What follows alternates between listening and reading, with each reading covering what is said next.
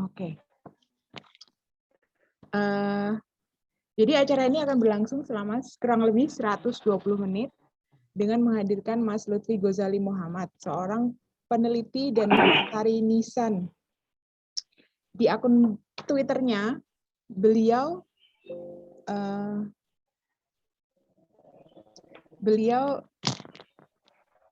menulis identitas sebagai sarkup atau sarjana kuburan. Nah, kalau mau nanya sarjana kuburan itu apa, nanti langsung tanya sama Mas Lutfi ya. Beliau juga founder Pernisanan, peneliti nisan di Nusantara, konsultan ziarah, penulis buku, nyarkup, menyulam, silam. Kalau browsing di akun Twitternya akan banyak sekali ketemu ulasan-ulasan simbol-simbol nisan Nusantara yang sangat unik dan menarik. Terkadang dari simbol tersebut akan bisa disimpulkan posisi dan jabatan beliau yang dimakamkan di situ, identitas beliau juga bisa, atau gaya atau pengaruh nisan yang mempengaruhi makam-makam tersebut.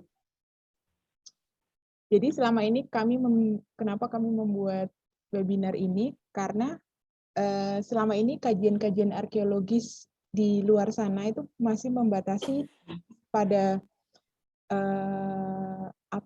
gedung-gedung tua, atau maksudnya untuk kajian arkeologis kuburan itu memang sangat kurang. Nah, saya beruntungnya ketemu Mas Lutfi ini melalui Instagram Indonesia Graveyard, dan beliau nggak tahu mungkin dijawil temennya untuk di info temennya mengenai akun Instagram kami, dan kami terhubung sejak itu. Jadi hari ini kita akan fokus mengenal nisan sebagai kuburan. Kita akan mengetahui bagaimana bentuk-bentuk, simbol-simbol di nisan Nusantara, bagaimana nisannya, jiratnya, denahnya, cungkupnya. Jadi mengenal kalau nisan kuno itu adalah hal-hal yang pakem yang bisa dipelajari. Jadi langsung aja ya Mas Lutfi ya untuk ini presentasinya. Jadi saya akan mengoperate PowerPoint-nya dan Mas Lutfi yang akan menjelaskannya. Oh ya, nanti ini juga akan di-upload di YouTube kami, Mas Lutfi izin. Oke, monggo. Supaya bisa soalnya banyak yang nanya nanti karena nggak bisa gabung di jam ini, jadi mereka minta video yang di-share di YouTube. Oke, langsung aja Mas Lutfi, monggo langsung dimulai untuk 45 menit ke depan, dan nanti akan tanya jawab setelah Mas Lutfi selesai membahas ini. Dan nanti tanya jawabnya langsung saya buka untuk unmute masing-masing. Oke, terima kasih. Silahkan Mas Lutfi. Assalamualaikum warahmatullahi wabarakatuh. Sebelum saya mulai, selamat pagi kepada teman-teman. Salam rahayu bagi kita semua. Perkenalkan, sebelum saya berbicara lebih lanjut, saya Lutfi Ghazali, sekarang domisili di Sidoarjo, Jawa Timur.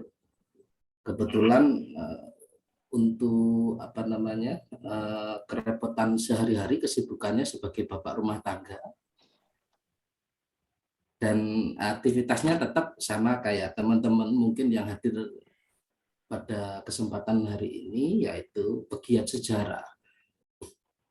Karena kenapa kok saya bilang pegiat sejarah? Karena kita secara akademisi bukan jalur ke sana, tapi hanya sebagai individu atau komunitas yang kepinginnya bisa urun rembuk dalam wacana alur kesejarahan yang ada di Indonesia khususnya. Maka dari itu saya akhirnya lebih dikenal sebagai Sarkup oleh teman-teman. Padahal saya sekarang lebih sudah menjadi MKup, Mbak. Gitu. Magister ya. Saya sedang sebagai mahasiswa pasca sarjana di salah satu kampus di Jawa Timur khususnya, dan akhirnya saya akan menjadi orang yang serius mendalami apa yang saya pilih pada kesempatan kali ini.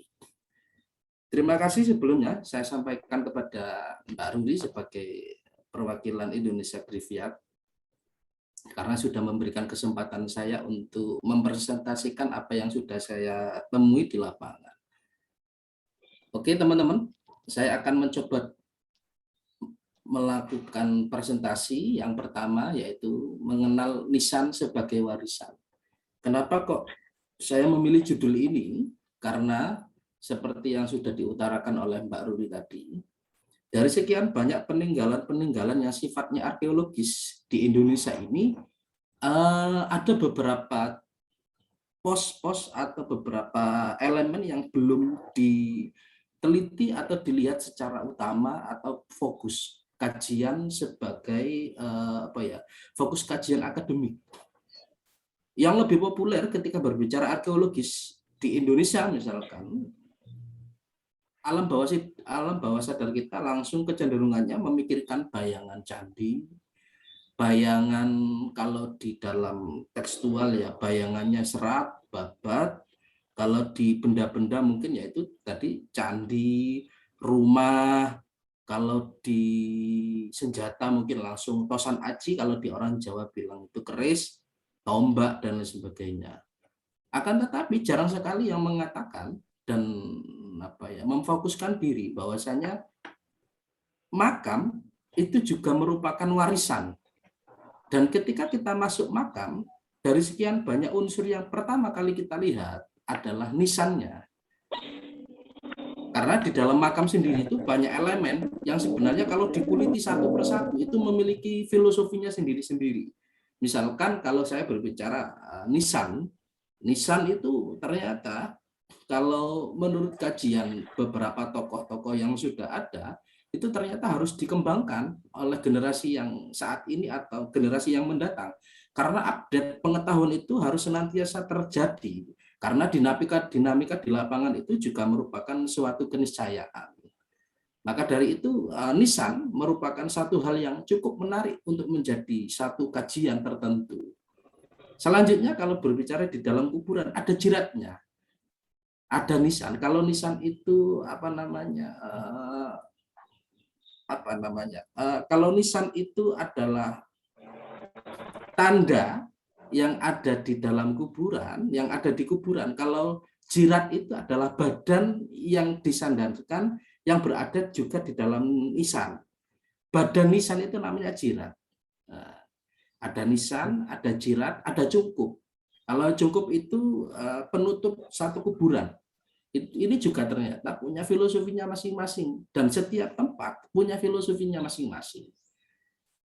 Yang selanjutnya, setelah nisan, jirat, badan nisan, cungkup, yang terakhir, yang nomor 4 adalah denah makam. Ternyata di suatu zaman orang tua kita itu memberikan suatu pakem tertentu, misalkan denah makam yang berhubungan dengan darah biru atau ningrat atau keluarga kerajaan. Itu berbeda ketika berbicara denah makam yang hubungannya dengan ulama atau tokoh-tokoh agama.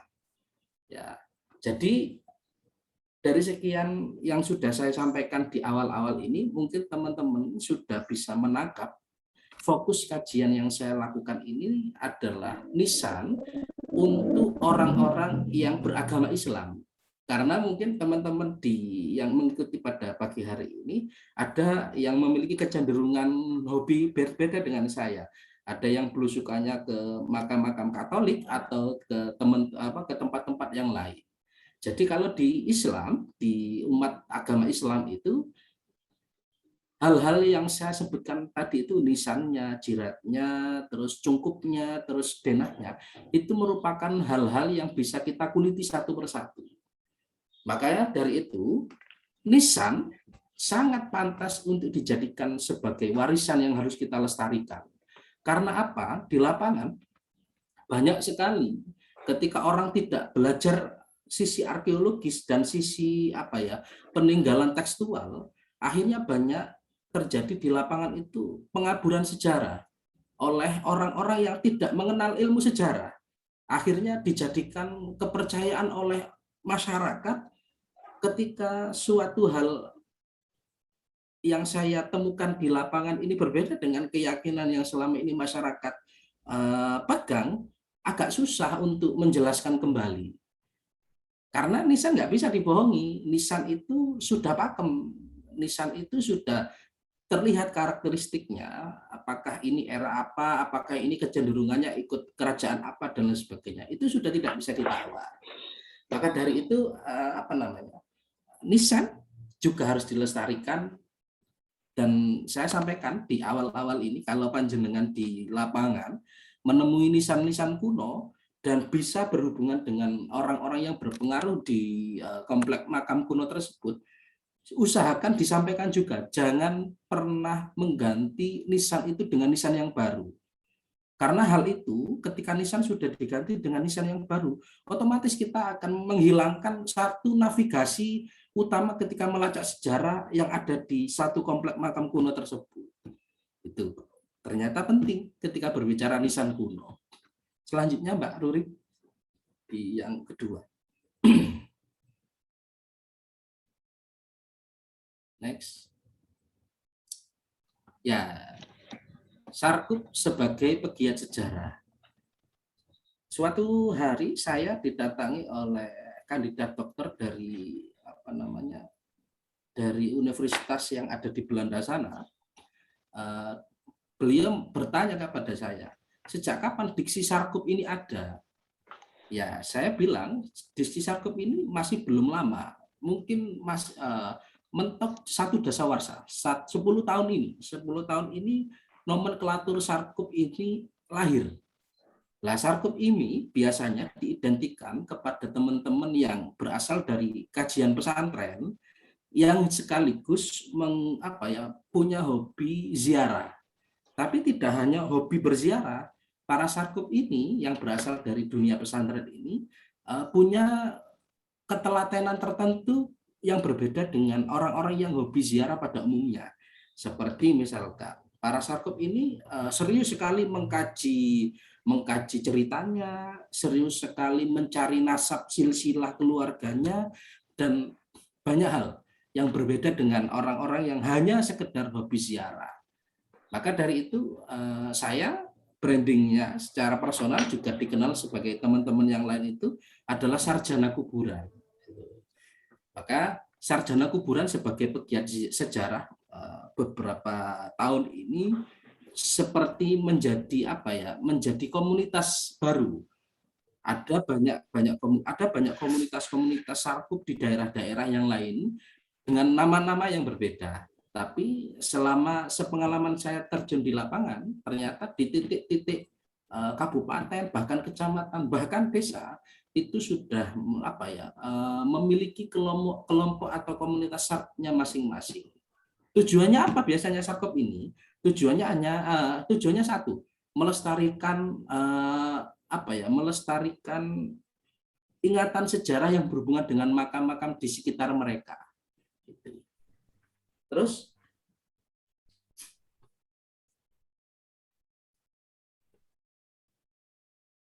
lanjut.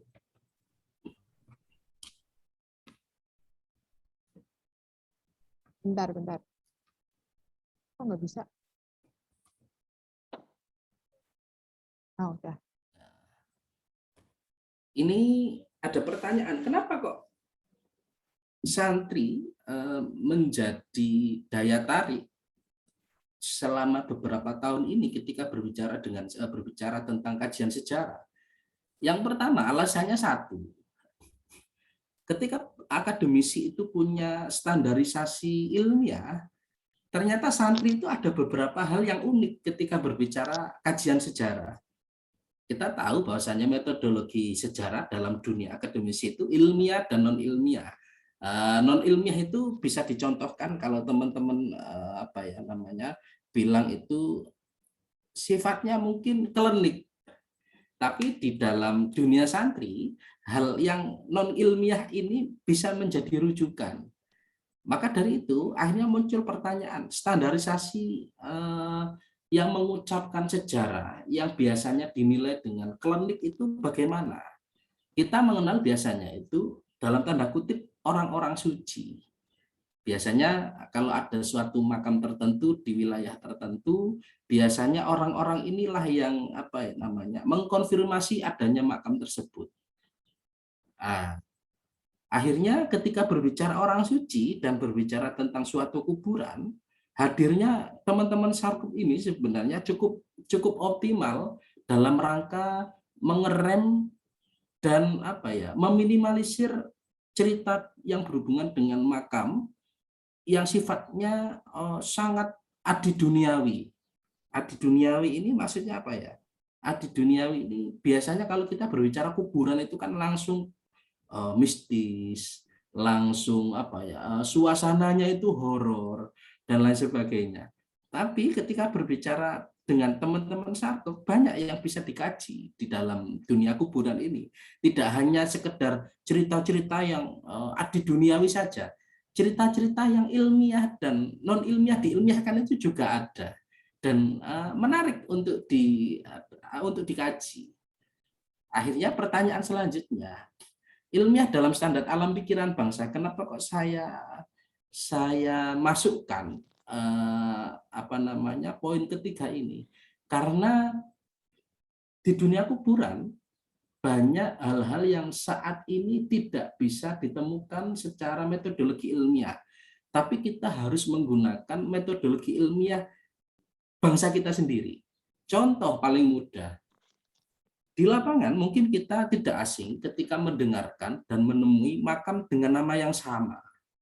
Misalkan yang paling populer itu kalau di dalam legendanya orang Jawa Timur dan orang Jawa misalkan, ada suatu saat itu namanya Kerajaan Pajang. Kerajaan Pajang pernah yang menjadi rajanya namanya Sultan Hadiwijaya dengan gelar Jakatingkir.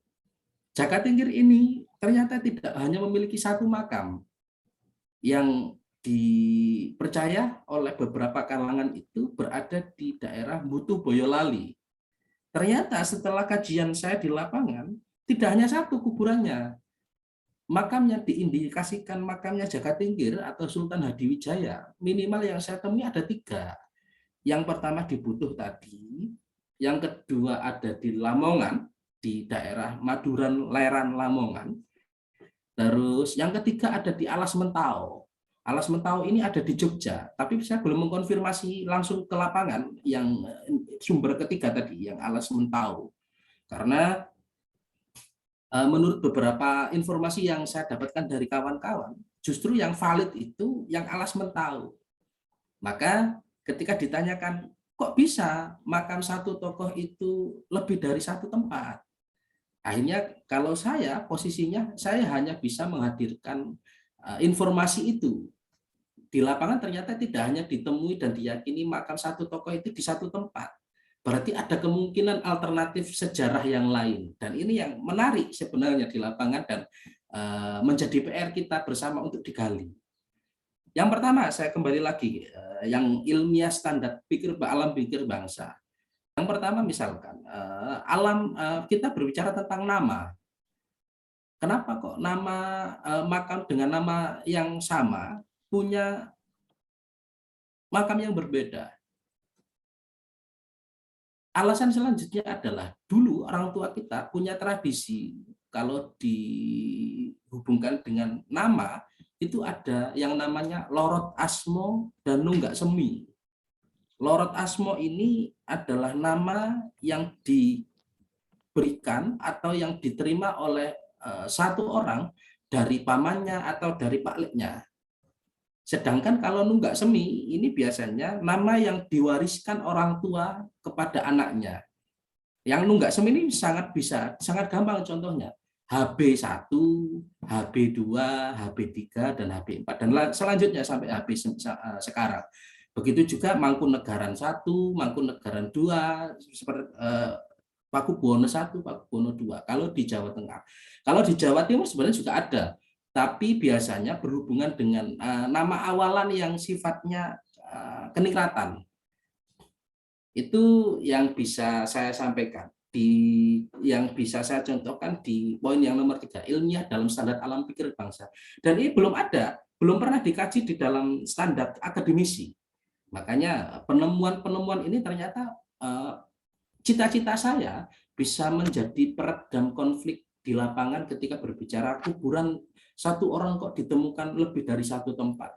Ternyata tidak, ada alasannya, ada alasan. Pun selanjutnya Mbak Ruri.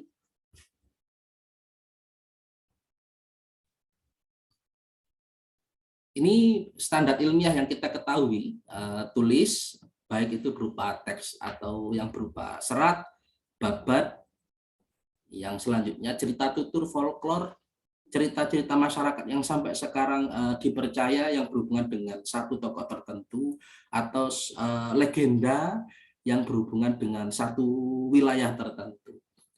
Ya, selanjutnya peninggalan artefak ini yang menjadi menjadi rumus utama kita dalam mengkaji sejarah suatu kuburan.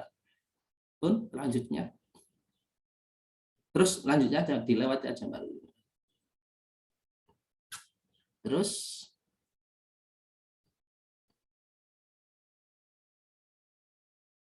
ini kita akan masuk di dalam bab yang agak lebih serius ketika berbicara arkeologi Islam. Perlu diketahui teman-teman, saya seringkali dinilai sebagai orang yang mengawali proyek ini. Tapi saya sampaikan sebenarnya tema arkeologi Islam Indonesia itu sebenarnya sudah pernah heboh dan pernah pernah menemui zaman emasnya. Dan itu sebenarnya belum lama. Belum lama. Tokoh-tokohnya kalau panjenengan baca, misalkan cari kajian buku-bukunya sampai sekarang masih bisa ditemukan. Ada dua bapak arkeologi Islam yang kita kenal. Yang satu namanya Hasan Ambari, yang kedua namanya Bapak Uka Chandra Sasmita.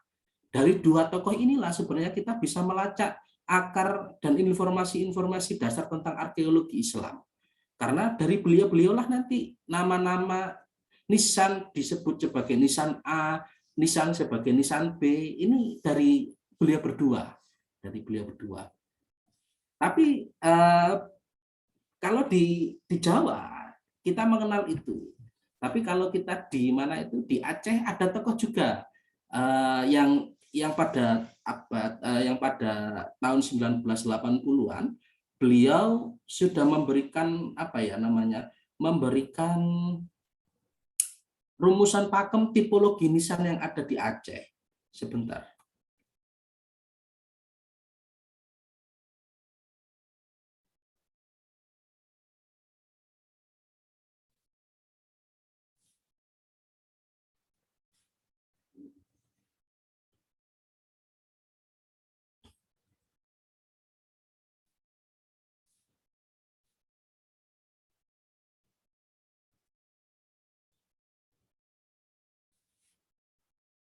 Sebentar.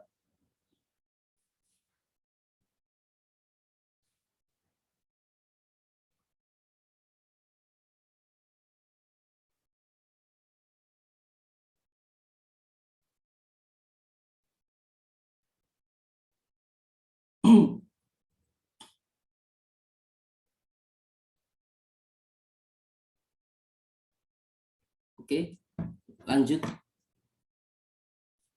Jadi arkeologi Islam bisa diartikan sebagai ilmu tentang kehidupan dan kebudayaan Islam masa lalu berdasarkan benda peninggalannya. Nisan sebagai bagian artefak dari data bendawi yang ditinggalkan pada masa lalu. Next, Mbak Ruri.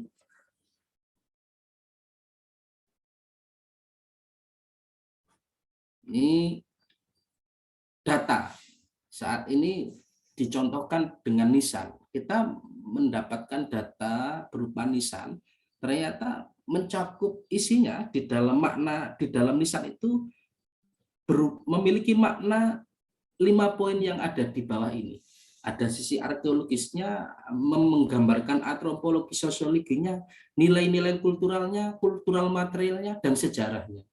Jadi ketika panjenengan kok mengetahui nisan kuno, dimanapun tepatnya, 5 unsur ini pasti berada di dalamnya.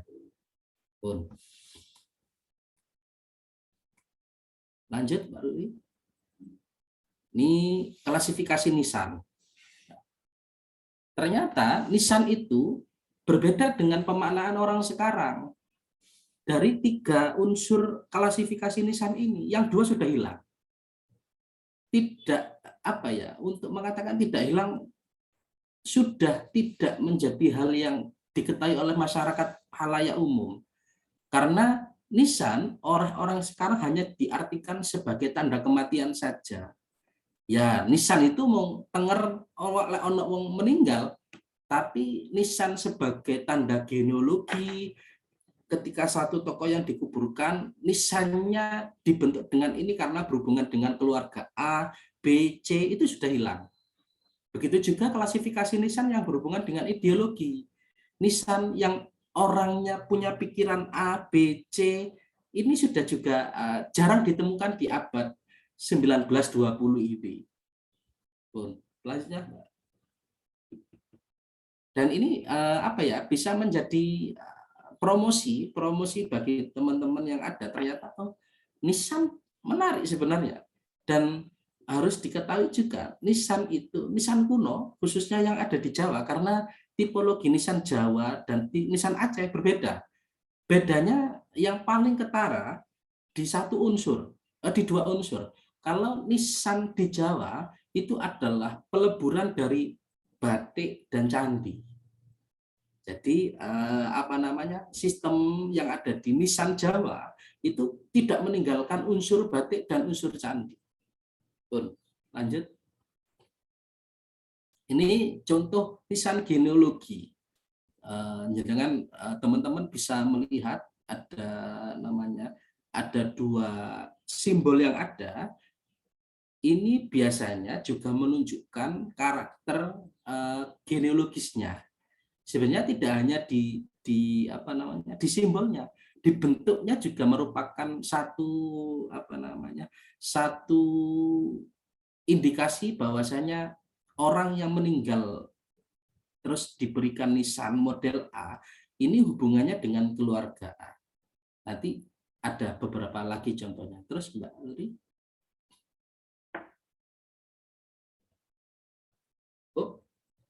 Jadi menurut Bapak arkeologi Islam yang sudah saya sampaikan di awal tadi, beliau hanya memberikan pakem nisan yang ada di Jawa khususnya itu 3 nama, 3 tipologi saja. Yang pertama tipe Demak Troloyo. Yang pertama tipe Demak dan tipe Troloyo ini sebenarnya berbeda. Tapi ada beberapa orang yang mengatakan Demak Troloyo ini sama. Kalau bisa panjenengan lihat, ini yang di sisi kiri layar HP atau layar laptop jenengan, yang di sisi kiri pas tulisan tipe Demak Troloyo ini adanya di daerah Troloyo dan Troloyo Mojokerto. Kenapa kok dipilih nama Troloyo dan Demak? Karena penemuan nisan ini berada di wilayah yang disebutkan atau dijadikan nama itu. Makanya ketika nanti teman-teman lihat penemuan saya tentang nisan-nisan yang ada di lapangan, ternyata juga mengindikasikan wilayah tersebut atau peradaban yang pernah ada di wilayah tersebut. Ini biasanya yang jenengan lihat ini, kalau nisan yang ada di Jawa khususnya itu biasanya terbuat dari 3 bahan.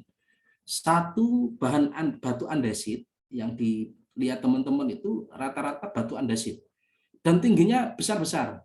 Minimal saya tingginya 165, itu belum kedalaman pasaknya yang ditanam di dalam tanah. Kemungkinan kalau dijebol semua tingginya itu paling besar 200 cm-an, jadi 2 meteran, 2 meteran. Itu yang standar. Terus nah, ini nisan-nisan ideologis. Kenapa kok saya bicara menggunakan kata nisan ideologis? Saya menemukan simbol-simbol swastika yang mungkin panjenengan bisa lihat itu simbol swastika yang ada di nisan-nisan yang tersebar tidak hanya di satu tempat. Yang pojok kiri itu saya temukan di Madura. Yang di tengah itu adalah nisan kakek moyang kakeknya Hos Cokro Aminoto. Namanya Cokro Amiseno. Ini berada di Ponorogo. Kalau yang sebelah kanan sendiri ini adalah simbol nisannya Panembahan Cakra Adiningrat atau apa namanya, ningrat pada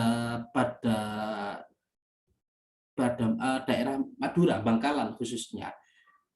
Ini lihat kalau yang di atas itu jenengan lihat yang di pentulan Panembahan Cakra Adiningrat itu ada simbol swastika juga, tapi berbeda dengan posisinya. Kalau di mana di nisan 2 yang sampingnya ada di badan nisan, kalau ini di kepala nisan. Ini bisa menunjukkan afiliasi atau ideologi tertentu dari orang-orang yang meninggal tadi. Ini yang sampai sekarang saya belum menemukan. Jadi kalau yang di nisannya kakek Cokro Aminoto itu simbol dari pangkat tertentu di zaman Hindia Belanda. Nah ini kan luar biasa, ternyata di nisan itu juga meninggalkan pesan beliau dulu punya tingkatan apa, punya pangkat apa, punya gelar militer apa. Ternyata di nisan itu juga ditinggalkan maknanya, pesannya. Ampun. Lanjut. Ini beberapa contoh tipe nisan yang di slide-slide yang selanjutnya akan saya bedah satu-satu juga. Ini tersebar di Pulau Jawa dan Madura. Jadi aneka ragam nisan yang ada di wilayah-wilayah kita itu cukup kaya. Karena misalkan di tipe Mataram misalkan, ternyata tidak hanya satu model, ada sub nisan Mataraman yang kaya sekali modelnya.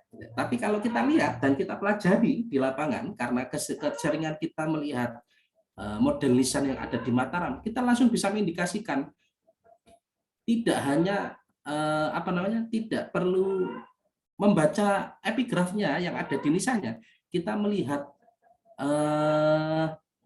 kita bisa melihat bentuknya saja. Oh, bisa mengatakan ini dari Mataram, ini dari Surabaya, ini dari Madura dan lain sebagainya. Lanjut.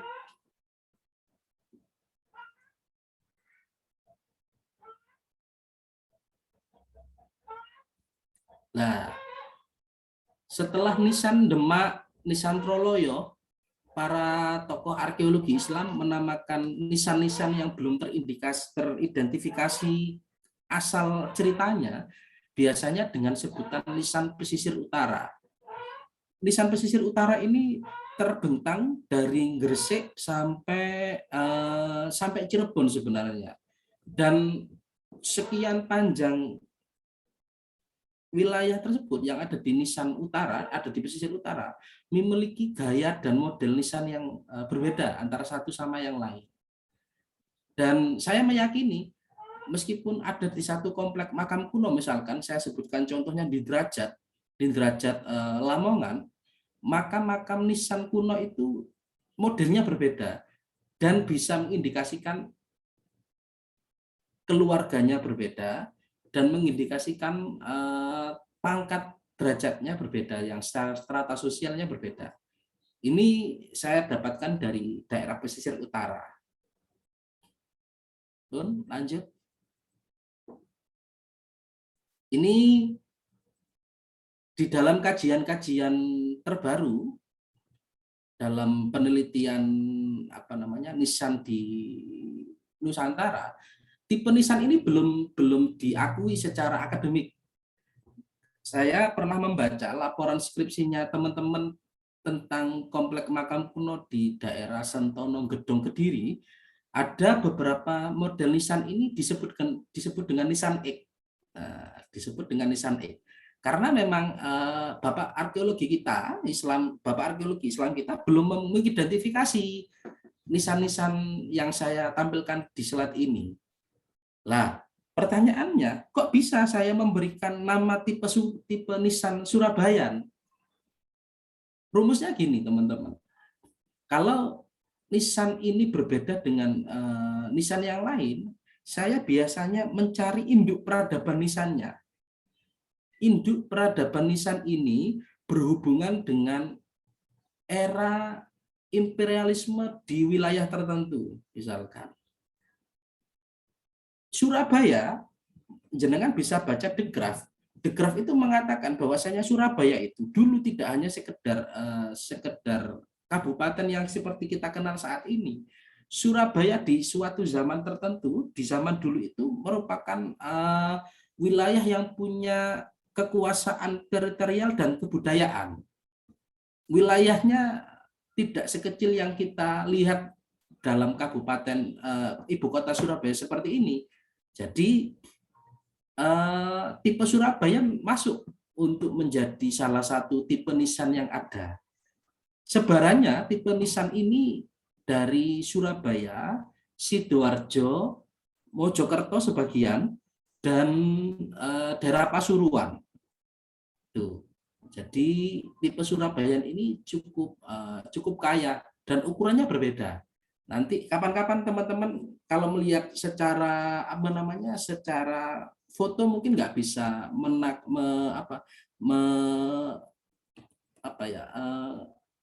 memperhatikan secara rinci ukurannya, terus bahannya, terus model-modelnya. Tapi dengan tipe nisan yang lain berbeda. Selanjutnya ini yang tipe Surabaya. Yang pertama tipe Surabaya yang belum diberikan nama oleh para peneliti kita. Terus selanjutnya, nah ini tipe Giri Kedaton. Giri ternyata tidak hanya dikenal sebagai Sunan Girinya saja yang cukup legendaris yang pernah dilarungkan oleh ibunya yang bernama Dewi Sekardadu. Giri itu ternyata pernah menjadi kekuatan dahsyat, kekuatan baik itu ekonomi dan politik serta kebudayaan.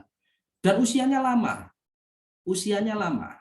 Giri ini didirikan oleh Raden Paku yang sezaman dengan Raden Fatah yang menjadi raja pertama di Demak.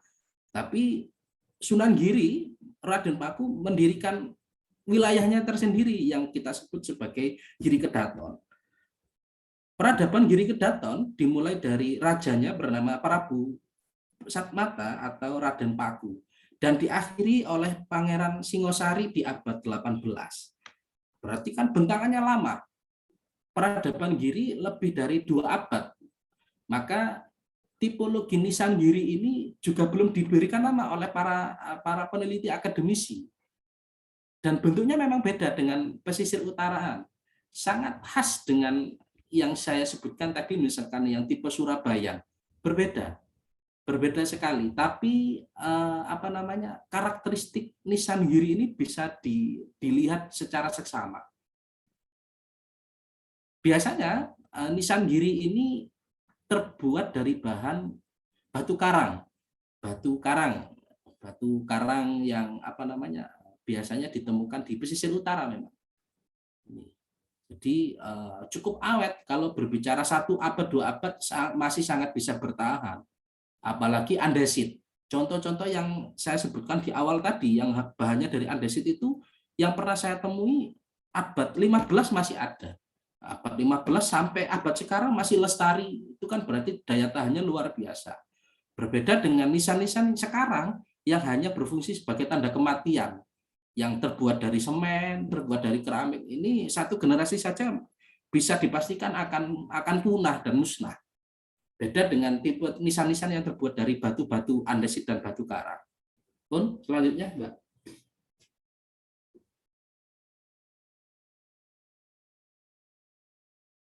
Ini tipe nisan Mataraman. Modelnya kayak gini. Modelnya unik, berbeda. Karakteristiknya nisan Surabaya nisan Giri dan nisan Mataraman berbeda sekali karakteristiknya. Kita bisa lihat kalau panjenengan berasal dari Jawa Tengah, model-model nisan seperti ini sangat familiar ketika panjenengan terjun di lapangan. Saya belum bisa mengatakan kenapa kok nisannya berbeda bentuknya.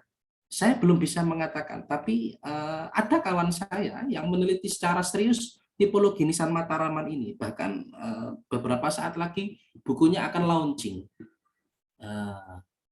Sip. Ini silakan dilihat, ini adalah nisan tipe Mataraman. Lanjut, Mbak.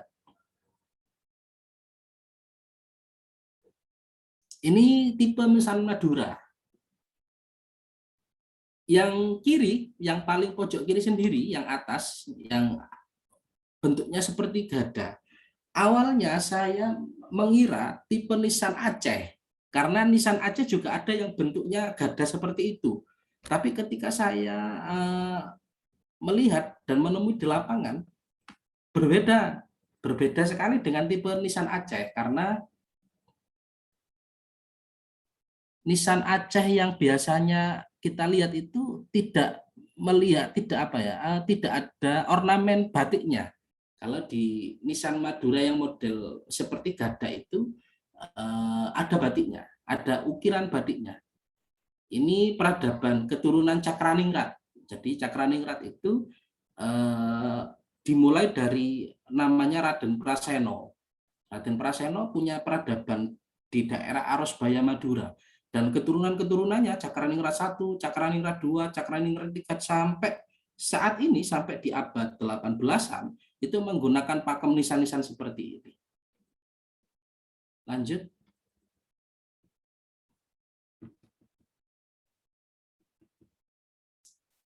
Lanjutnya, saya akan berbicara tentang simbol nisan.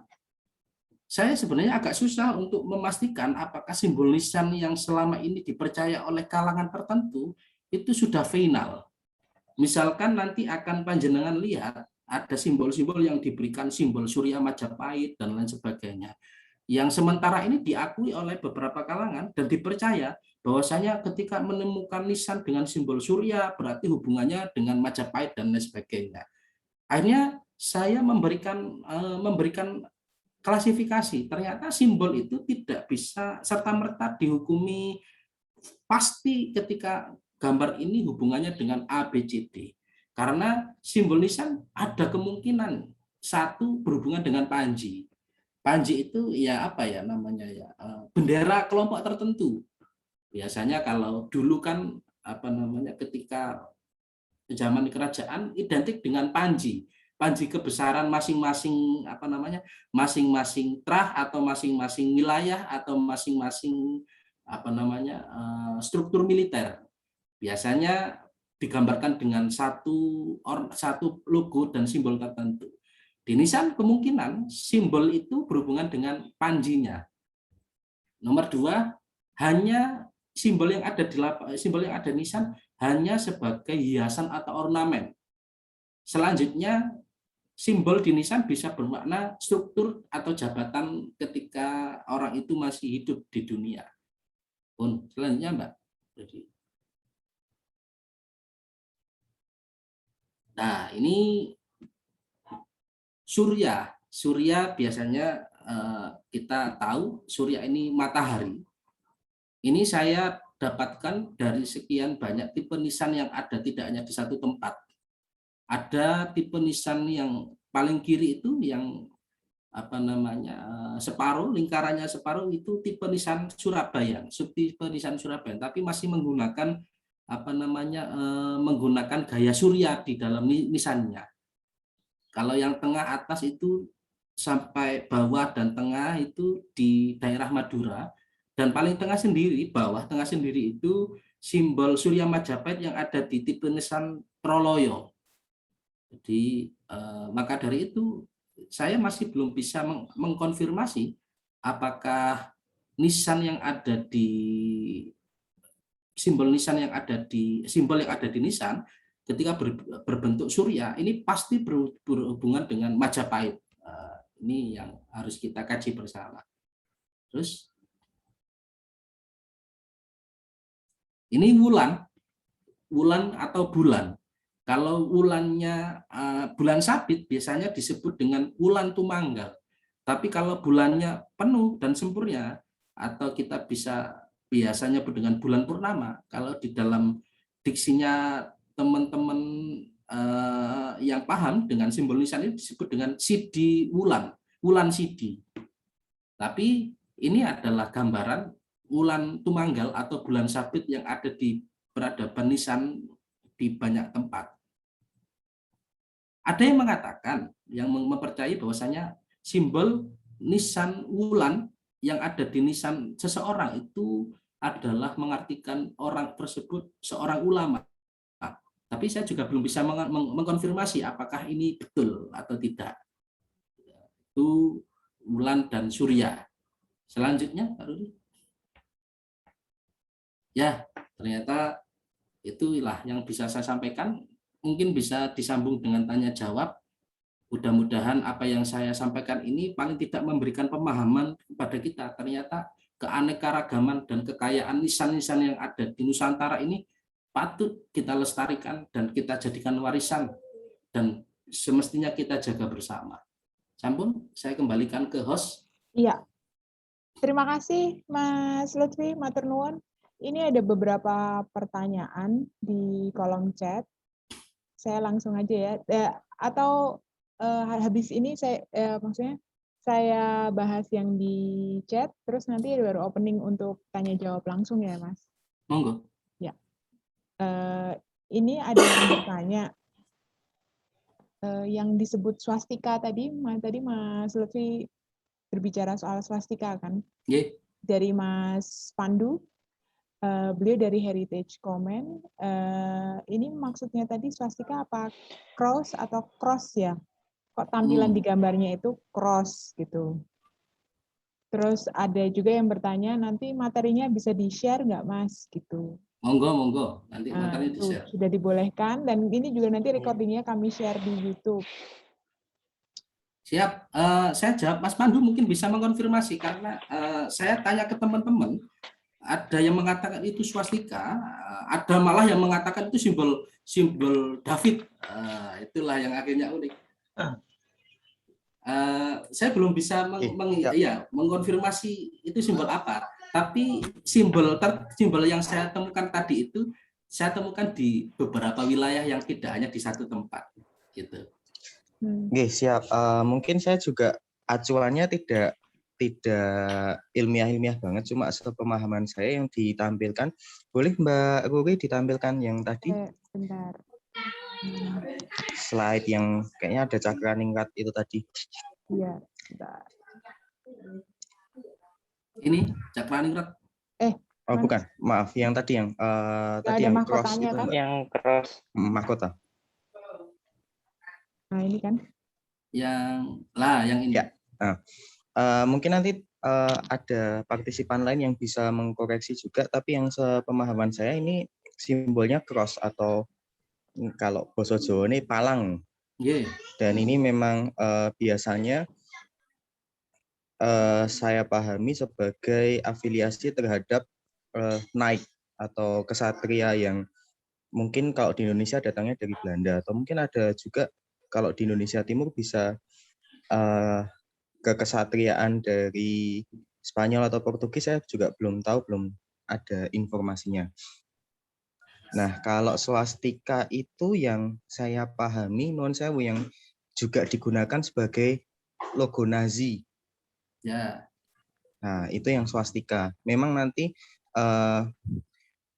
variasinya banyak banget, ada yang dimiringkan seperti Nazi, terus ada yang antara searah jarum jam atau melawan arah jarum jam.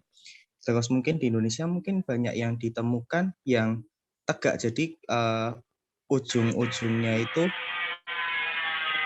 tidak diagonal seperti yang Nazi, tapi benar-benar tegak. Arah jarum jamnya saya lupa, tapi itu mungkin banyak ditemukan. Nggak tahu juga, mungkin perlu dikonfirmasi yang menggunakan apakah dari wangsa-wangsa Hindu atau gimana. Tapi kalau di Asia Selatan kok banyak juga patung-patung Buddha yang dadanya ada swastikanya. Nah, itu juga belum bisa saya ketahui, tapi yang ingin saya sampaikan kalau ini Cross ya? cross bukan swastika Siap, yang siap. sebagai pemahaman saya. Siap. Terus tadi ada juga simbol David yaitu bintang 6. Bintang 6 itu ada juga yang di Indonesia memang karena keturunan Yahudi, tapi ada juga yang digunakan oleh keluarganya Hamengkubuwono VI. Dan itu bintang Davidnya di rotate 90 derajat. Jadi ujung-ujungnya bukan ke atas ke bawah tapi ke kiri kanan sama diagonal. Coba gitu, yang mana Mas. ya? Yang mana Mas Pandu ya? Non sewu kalau bisa ditunjukkan makam Wat Galeh, saya soalnya pakai HP ini nggak pakai komputer, di share screen dari Mbak Ruri mungkin bisa search makam Wat Galeh. Harus nyari dulu itu, Mas. Ada sih, tapi harus nyari dulu makam yang itu. Google search aja makam Wat Galeh terus ditunjukkan gitu biasanya kayak saya kemarin. Bentar. Itu juga saya cuma dengar-dengar dan menduga-menduga karena bintangnya 6 gitu kan. Jadi hubungannya dengan Hamengkubuwono VI. Tapi Mbak Bilih ada yang bisa mengkonfirmasi juga? Bentar, ini kok nggak bisa. Mungkin bisa dicek di HP. Ini susah ini, bentar. Tapi memang gini Mas Pandu, ketika berbicara simbol ini memang kita sangat susah untuk melacak maknanya karena harus ada kajian tertentu yang biasanya kalau di teman-teman akademisi itu yang fokus kajiannya sejarah ada sub kajian namanya ikonografi dan itu kita pakemnya sudah agak susah untuk melacaknya. Dan sebenarnya saya agak nangis ketika tadi Mas Lutfi menyampaikan bahwa kok ada tipologi-tipologi makam yang sudah ratusan tahun ada di mata kita tapi tidak dideskripsikan secara ilmiah itu. Ya, saya tahu sendiri keadaan di kampus itu bagaimana. Kadang penelitian memang cenderungnya lebih banyak konfirmasi daripada eksplorasi gitu kan. Sementara yang Mas Lutfi lakukan kan juga bentuknya eksplorasi. Wah, ada yang baru, ada yang perlu dikasih nama loh. Nah, ini menurut saya memang perlunya kekuatan ketiga ya. Kalau saya bilang kekuatan ketiga dari komunitas itu mengadvokasikan sebuah pengetahuan menjadi pakem ilmiah juga. Jadi dari komunitas ini kalau buku bisa, atau mungkin sedikit lebih isengnya ya kita mengikuti pakem-pakem artikel ilmiah itu yang ya nggak apa-apalah kita kasih nama sendiri. Toh nanti kalau artikel ilmiah sudah dipublikasi akan selalu dirujuk. Jadi nama yang kita berikan bisa dirujuk juga gitu. Jadi kalau ada yang ngomong ini makam tipologi makam Surabaya gitu dalam kurung Lutfi 2023 gitu kan. Misalnya publikasinya tahun 2023. Nah, itu kan akan terbawa terus. Ini perlu, dalam hati kecil saya memang perlu kita sebagai komunitas mengadvokasikan pengetahuan. Ya, nggak cuma rezim kampus lah ya. Kita juga bisa menjadi peneliti dan kita bisa menjadi pembentuk pola pakem ilmiah juga dari unsur masyarakat. Ini yang mana, Mas? Nah, ini yang di atas kori, Mbak. Itu kayaknya bintang Daud tapi di rotate. Yang mana? Ya, bawahnya tadi, Mbak. Ah, ini di atas kori ini. Di atas gerbang. Ini? Bukan yang ini, sebelahnya orang pakai celana loreng tidur nih, Mbak. Oh. Nah, sebelahnya, kirinya. Nah, itu. Kelihatan nggak ya?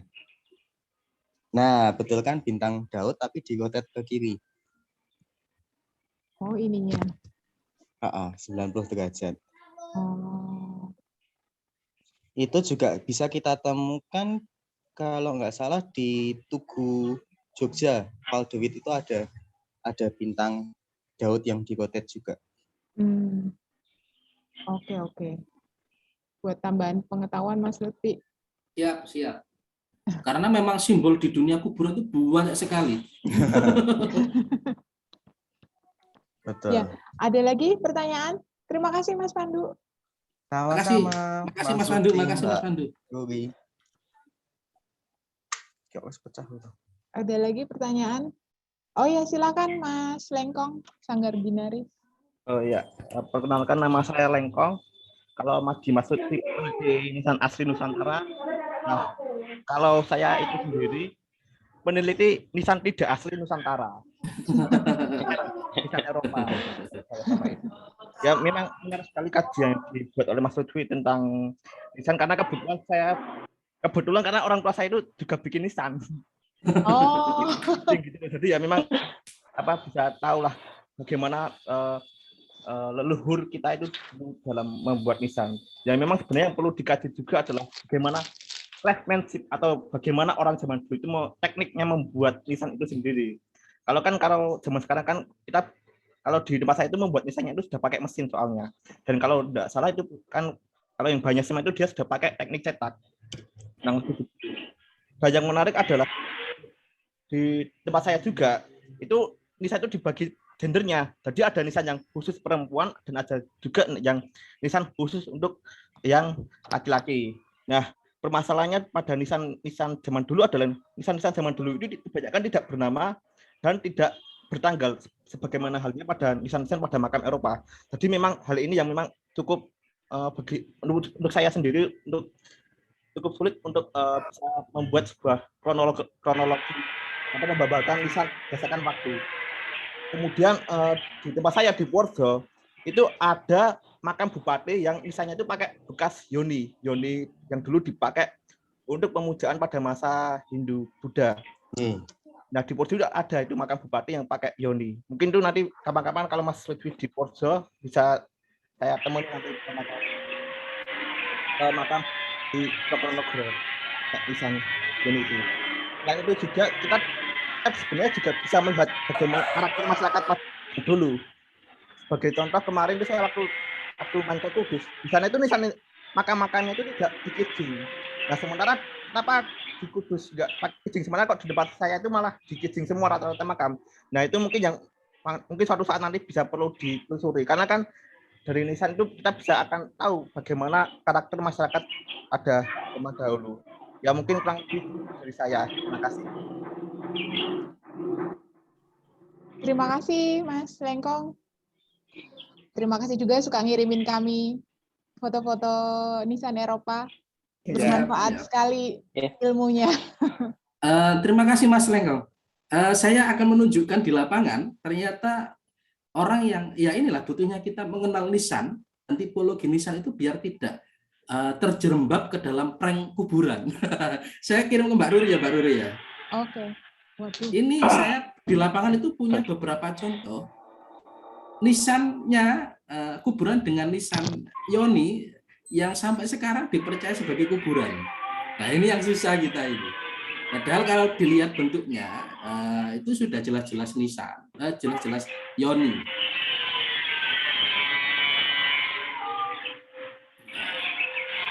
Nah, yang lingga dan yang coba di WhatsApp saya. Oke, sebentar ya. Oke. Kalau sebutannya nisan prank itu maksudnya gimana sih, Mas? Kesulitan di lapangan masyarakat kita itu kan punya tradisi memberikan kain di nisan, Mbak. Makanya kita untuk membuktikan apakah ini memang kuburan betulan atau tidak, biasanya saya buka itu nisan kainnya dan ternyata tidak. Jarang saya menemukan ternyata bukan nisan. Ada yang dari patung, ada yang dari yang sering linggayoni. Akhirnya saya punya pertanyaan, ini kuburan benar apa enggak?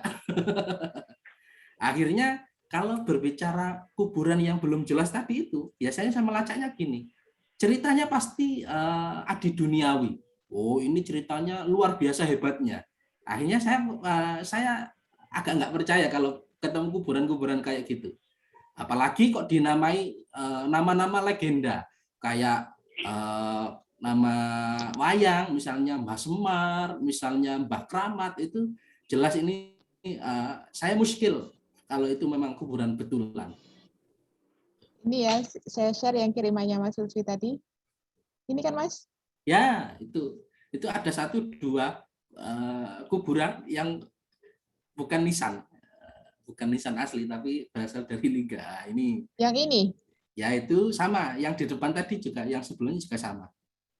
Saya konfirmasi ke teman-teman sejarawan umum yang biasanya juga belusukan di wilayah ini, mereka mengiyakan ternyata itu juga bukan nisan.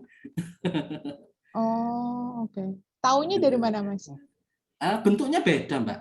Bentuknya beda sekali. Lonjong-lonjongnya beda. Oke. Terus Non sewu, Mas. Pripun. Ada kemungkinan nggak ya kalau itu memang aslinya Yoni kemudian direuse oleh generasi yang ratusan tahun kemudian? Ada kemungkinan gitu. Biasanya gini, Mas. Kenapa kok di kuburan kuno masyarakat kita biasanya sering kali kalau di Jawa Timur ya, batu bata kuno jadi nisan, terus linggayoni jadi nisan, itu biasanya pertimbangannya segini. Orang-orang kita itu kalau sudah menjadi kuburan riskan atau sungkan untuk mencuri. Tapi kalau digeletak nih, itu sangat mudah dicuri. Makanya akhirnya dijadikan nisan. Orang-orang kita masih percaya dengan hal yang keramat. Untuk menjaga itu dibungkuslah dengan cerita folklore yang luar biasa dan dibentuk dengan kuburan. Gimana, Mas? Misalnya benar-benar makam gitu nih. Misalnya makam ada sanak saya baru meninggal dan kami delalah kok punya semacam Yoni gembletak di belakang rumah terus tak jadikan nisan mustokonya gitu, mungkin enggak itu sangat terjadi mungkin. di puluhan tahun ke belakang? Sangat mungkin sekali. Makanya sebenarnya untuk membuktikan itu apakah memang prank kuburan atau tidak, ya kalau kajian ilmiah ya harus kita bongkar, kita buktikan apakah di dalam tanahnya itu ada kerangka manusianya. Ya, betul. Itu juga ada pertanyaan, Mas. Gimana? Makam menjadi penanda toponimi. Nah, itu kondisinya di sekitar bagian timur bagaimana? Kalau di bagian barat yang berkaitan dengan tokoh seperti daerah Kuningan dan Pangeran Kuningan, maksudnya di daerah Jawa Timur, itu makam yang menjadi penanda toponimi itu kondisinya bagaimana? Kan kalau di Jakarta tuh banyak, Mas, Jayakarta dan lain sebagainya. Sama sebenarnya itu sudah menjadi tradisi orang tua kita. Ini saya kembali ke tradisi penamaan ya, Mbak. Kenapa kok nama orang kita itu sekarang beda dengan orang kita dulu? Harus disadari, zaman dulu nggak ada KK, nggak ada KTP. Makanya satu orang punya nama lebih dari satu itu sangat mungkin. Minimal orang tua kita dulu itu punya 2 nama lahir dan nama besar. Ini belum nanti kalau orang keraton nama gelar berbeda, terus nama sebelum dia digelari juga berbeda. Jadi itu yang agak ribet ketika kita menyusuri alur sejarah orang tua kita dulu, khususnya yang kembali ke dunia kuburan. Makanya inilah salah satu alasan kenapa satu makam, satu tokoh ternyata ditemui banyak makam, itu Mbak. Terus sama gimana Mbak? Terus taunya yang benar yang mana gimana, Mas? Makanya saya dari awal sudah mengatakan saya tidak bisa mengatakan ini makam yang paling benar dan mana makam yang salah. Saya hanya bisa mengumpulkan ternyata informasi sejarah di lapangan tidak hanya satu bentuk, ada alternatif informasi yang lain. Kembali lagi gini wow, masalah penamaan di timur dan di barat Jawa sebenarnya sama. Nama-nama orang-orang kita sebagian tokoh-tokohnya diberikan nama sesuai dengan tempatnya, gitu ya. Oke. Sama sebenarnya. Terus ada lagi nih, Mas. Apakah yang dipelajari Mas Nisan itu hanya nisan yang terbuat dari batu? Soalnya ada juga makam yang terbuat dari kayu. Ya itu yang tadi kecolongan belum saya sampaikan. Kenapa kok saya fokusnya ke kajian nisan batu, karena asumsi saya masih gini, Mbak, usia daya tahannya batu dan kayu jauh lebih lama batu. Dan kayu mungkin untuk beberapa kalangan di Jawa Tengah populer, tapi di Jawa Timur saya belum menemukan di banyak tempat. Itu yang akhirnya batu yang sangat mungkin kita kaji secara paralel di sekian banyak tempat. Itu. Oh, oke. Terus Mir nanya langsung aja lah, Mir. Oh iya, Mas. Ini kan saya Wah, putus-putus. Assalamualaikum, Mas. Ya, salam Mas Emir. Oh iya, Mas, mau tanya. Ini kan saya itu pernah membaca jurnal. Jurnal tentang makam Islam itu di Afrika Utara ada yang sistem zonasinya dengan Imam Makbaroh. Imam Makbaroh itu jadinya orang yang paling suci dan paling keramat itu diposisikan di paling depan. Yang harapannya itu menjadi penolong ahli kubur yang dimakamkan di pemakaman tersebut. Apakah ada kemungkinan makam-makam di Indonesia, makam-makam Islam di Nusantara terutama makam-makam Songo itu ada pengaruh dari Afrika ini? Sebenarnya ini kebiasaan lokal yang tidak terpengaruh dari luar Nusantara itu. Terima kasih, Mas. Mas Emir berbeda ya. Afrika dan sini tentu punya peradaban kebudayaan yang berbeda. Ini akhirnya kita berbicara denah kuburan. Denah kuburan kalau dibicara dengan di tradisi kita, khususnya orang Jawa, itu tokoh yang paling suci itu berada di ketinggian atas sendiri. Tuh, misalkan para raja. Yang dimaksudkan saya, oh iya. Gimana Maaf, Mas Emir? yang dimaksudkan saya seperti itu, Mas.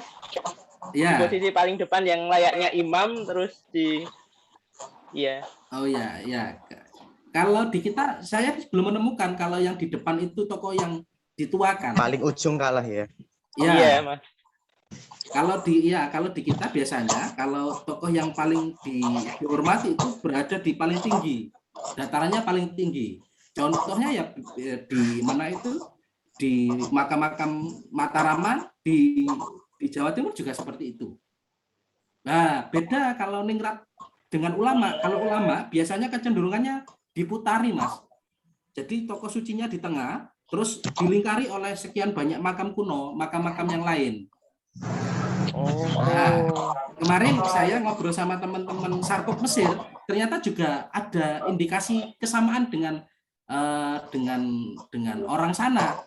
Karena prinsip mereka, ulama-ulama atau tokoh-tokoh yang ada di Mesir sana, orang Arab di sana, kepingin meninggal itu dikuburkan di bawah kaki gurunya. Gitu. Makanya di kita itu masih ada keterpengaruhan. Tapi ulama bukan ningrat. Kalau ningrat itu masih pakemnya itu yang paling atas, yang paling suci dan paling tinggi derajatnya. Tokoh-tokoh di bawahnya bisa dimungkinkan itu anaknya atau cucunya atau orang-orang yang secara gelar hierarkis kerajaan keraton pada waktu itu berbeda di bawahnya gitu. Makanya Sultan Agung itu di atas sendiri, yang di bawah-bawahnya baru berbicara sab-sab atau keturunan-keturunan yang ada di bawahnya. Oke, silakan nih Mas Rehan kalau mau nanya. Ya. Rehan, sehat Mas Rehan. Sehat Mas. Gini, Mas Lutfi, punten. Siap. Dulu waktu itu saya belajar arkeologi Islam sama guru saya itu ada yang namanya landscape makam. Jadi beliau itu memberi tipologi. Sebenarnya sama kayak Mas Lutfi. Misalnya gini, kalau raja di atas, tapi kan nggak hal itu sering mempengaruhi gitu loh Mas Lutfi. Misalnya Mataram ketika melihat makam dari Sunan Gunung Jati gitu kan, ditaruh di atas, kayaknya kok Sultan Agung melu-melu gitu. Atau Sunan Giri yang makamnya di puncak bukit gitu, Sultan Agung melu-melu gitu. Itu yang pertama mungkin yang bangsawan ya Mas Lutfi. Terus yang kedua itu beliau pernah ngasih tahu bahwa ada loh makam bakalan itu misalnya gini Mas Lutfi. Saya dikasih tahu kalau misalnya ada makam kampung, kalau kamu mau cari makam kampung, mau cari yang tertua itu cari yang di sentral, di tengah atau di yang paling barat gitu Mas Lutfi. Ya. Nah, mungkin kalau yang tadi yang dari Afrika Utara kan karena persoalan barokah ya atau ideologis lah yang berkaitan dengan religius gitu. Nah, kalau di Jawa kan makam bakalan misalnya bakal kampung Mbah Sopo kan. Ya, Kalau kalau di sini di tengah punden atau di paling barat dari kompleks ya maksudnya punden makam lah atau makam bakalan lah kalau kata guru saya begitu dulu, makam yang paling tua gitu. Terus kan ada fenomena gini Mas, bukan fenomena ya, jadi kayak suatu landscape gitu Mas Lutfi. Kalau di gereja yang lama misalnya itu makam kan di sekitar gereja gitu. Nah, ada juga makam yang di sekitar masjid. Mungkin ada ideologi tertentu yang mungkin seperti yang di Afrika Utara gitu tadi yang makin cedak karo rumah ibadah ya makin ketua soleh makin ya selamat gitulah nanti dunia akhirat ada pakem tertentu atau ada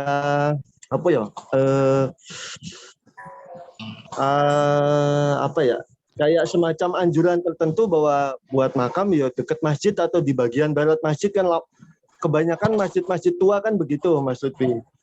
Gitu. Ya, ya, mungkin seperti itu Mas Lutfi. Siap, makasih Mas.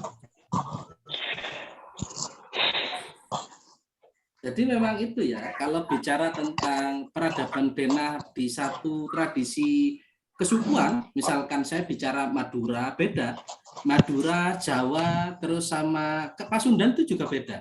Insya Allah kajian ini sudah jadi bahan saya di buku yang kedua, bocoran saja itu, karena berbeda. Misalkan kalau di mana itu di Giri misalkan, kalau di Giri itu yang disepuhkan bukan yang di barat Mas Rehan, tapi di timur. Karena apa? Filosofinya itu minal masyriqi wal maghrib. Jadi proses kehidupan itu dari timur tenggelam ke barat. Itu makanya yang sepuh-sepuh itu biasanya ada yang mengumpulkan bahwa nisan dari kau juga bisa kuat. Terus untuk masalah namanya itu makam punden atau makam pembabat alas di suatu wilayah, ini yang menarik di buku saya kedua ini menjadi fokus perhatian saya juga, karena jangan-jangan punden-punden yang ada di kita itu menjadi salah satu sebab kita berjarak dengan kebudayaan. Maksudnya apa? Saya bisa mencontohkan gini, ini mungkin di banyak tempat terjadi ya. Ada satu makam punden tertentu di wilayah tertentu itu meyakini masyarakatnya tidak boleh menghadirkan alat musik tradisional karena pundennya tidak menyukai. Itu kan yang harus kita kritisi, apakah benar hal itu terjadi? Itu sih kalau menurut saya banyak kalau di dunia di bab punden itu banyak yang harus disampaikan memang. Oke, ada tadi Mas Andis katanya mau nanya. Ya, assalamualaikum Mas. Mas Lutfi, assalamualaikum. Ini sih unek-unek ya dari kecil ya, karena saya dari Sidoarjo ya, Jawa Timur. Jadi hampir setiap bulan kalau Jumat Legi atau sholat Jumat di Masjid Ampel gitu ya. Jadi pertanyaannya itu apakah yang mengelilingi makam Sunan Ampel itu makam-makam ya, atau hanya sekedar simbol-simbol aja? Takutnya saya dari kecil itu ini masa iya sih makam kayak gini? Karena kan banyak kan yang ketika di luar pagar yang khusus untuk Sunan Ampel dan keluarganya itu kan banyak, entah itu nisan, entah itu patokan-patokan itu ya. Jadi saya mikir ini bener makam murid-muridnya Sunan Ampel atau bukan gitu loh. Itu aja sih pertanyaan saya. Terima kasih ya Mas Lutfi. Assalamualaikum. Pertanyaan itu sebenarnya diselesaikan dengan jawaban ini, Mas. Apakah Masjid Ampel itu seperti ini atau dulu komplek makamnya lebih besar daripada masjidnya? Nah, kemarin kan Om TP sama Mas Zaki Yamani men-share foto terbaru, ternyata komplek Ampel itu juga lebih luas, masjidnya kecil. Ini yang akhirnya kita juga agak susah untuk melacaknya. Dan yang memang bisa kita menjadi acuan itu denah kuno, peta kuno. Misalkan itu akhirnya bisa menjawab kenapa kok kuburan itu ada di bawah ranjangnya orang gitu ya. Kuburan ada di sampingnya gapura dan lain sebagainya. Itu akhirnya kembali ke tradisi penguburan. Itu sih. Itu Mas Andis. Oh ya, makasih ya Mas. Siap. Makasih Mas Andis. Ya, Mas. Ya, silahkan Mas Anjar. Ada lagi Mas. Iya. Assalamualaikum Mas Lutfi. Iya kan? Silakan. Salam. Ini tadi kan saya mau tanya apakah nisan itu hanya terbuat dari batu. Mengingat saya pernah menjumpai itu dari kayu. Walaupun usia batu itu lebih kuat. Apakah tidak menutup kemungkinan bahwa kayu itu juga bisa lebih kuat? Karena Masjid Demak Soko Gurunya itu kan juga dari kayu yang sudah terkenal sangat lama itu usianya. Sudah cukup itu saja. Gimana itu Mas Lutfi? Ya. Terima kasih. Ya itu saya sudah menjawab di pertanyaan sebelumnya.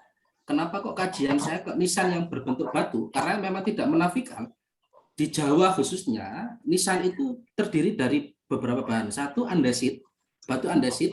Nomor 2 batu karang. Nomor 3 batu kapur. Nomor 4 ini yang agak jarang, kayu. Jadi yang paling dominan itu andesit, karang, dan batu kapur. Itu. Lah, untuk kayu ini saya sebenarnya sudah tertarik agak lama dan itu mungkin butuh session tersendiri untuk meneliti itu. Karena di Jawa Timur misalkan itu jarang sekali makam kuno menggunakan kayu. Di Jawa Tengah ada hanya beberapa kan, nggak banyak. Mungkin yang menjadi menjadi bahan itu paling banyak juga batu. Itu. Dan itu pertanyaan unik sebenarnya. Kenapa kok nggak kayu? Oke, ada info ini katanya dari Mas Rehan di Jakarta ada yang logam. Nah, saya belum pernah nemu tuh. Yang logam yang seperti apa Mas Rehan? Nah, logam itu ada Mbak di masjid di Tanah Abang itu ada yang dari logam. Oh.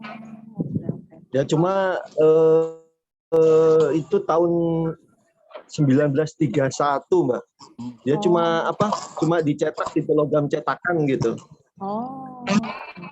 Di Sentono Boto Putih ada itu Mas Rehan dari logam juga. Siap. Yang terbaru malah kemarin saya nemuin nisan dari batu giok.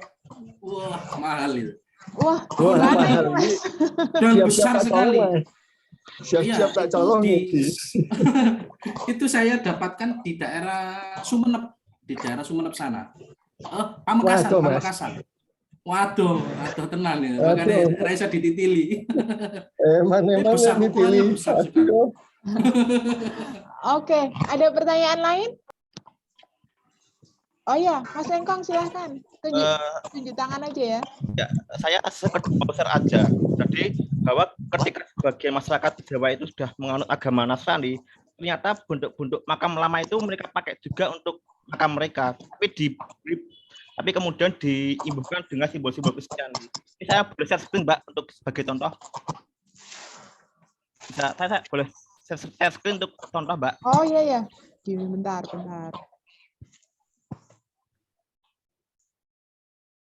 Bentar ya. Mana namanya sampean? Lengkong Sangker.